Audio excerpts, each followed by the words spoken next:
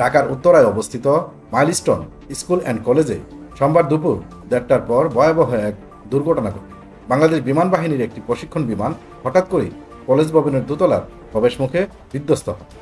প্রশিক্ষণ বিমানগুলোতে সাধারণত 1 থেকে 2 জন পাইলট থাকেন এবং এগুলোতে সাধারণত জনবহুল এলাকা এড়িয়ে চলার নিয়মে পরিচালিত হয়।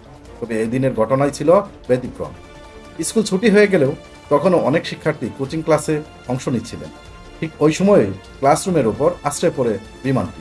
বিমান বিধ্বস্ত হওয়ার সঙ্গে সঙ্গেই আগুন ধরে যায়। মুহূর্তের মধ্যেই কালো ধোঁয়ায় আচ্ছন্ন হয়ে পড়ে পুরো এলাকা। ভবনের ভিতর থেকে দগ্ধ শিক্ষার্থীদের চিৎকার ও দৌড়ে বেরিয়ে আসার দৃশ্য সোশ্যাল মিডিয়ায় ভাইরাল হয়ে পড়ে।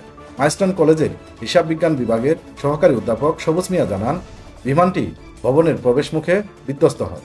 কিছু শিক্ষার্থী বের হয়ে গেলেও অনেকেই তখনও ভিতরেই ছিল। একজন অভিভাবক লাকি আক্তার জানান, তার 2 সন্তানই ওই প্রতিষ্ঠানে পড়ে। বড় ছেলেকে বের করতে পারলেও ছোটটির এখনও কোনো খোঁজ মেলেনি।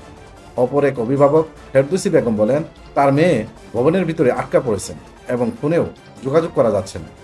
ঘটনাস্থলে দ্রুত উদ্ধার অভিযান শুরু করে সেনাবাহিনী, ফায়ার সার্ভিস ও বিমান বাহিনীর সদস্যরা। যুক্ত হয় ফায়ার সার্ভিসের 9টি ইউনিট।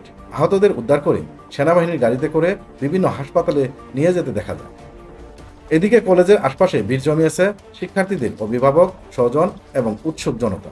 সবার চোখে মুখে আতঙ্ক, উদ্বেগ এবং প্রিয়জনদের খুঁজে অস্থিরতা। এই ঘটনায় এখন পর্যন্ত হতাহতের সুনির্দিষ্ট সংখ্যা নিশ্চিত না করা গেলেও প্রশাসন ও সংশ্লিষ্ট কর্তৃপক্ষ তদন্ত শুরু করেছে।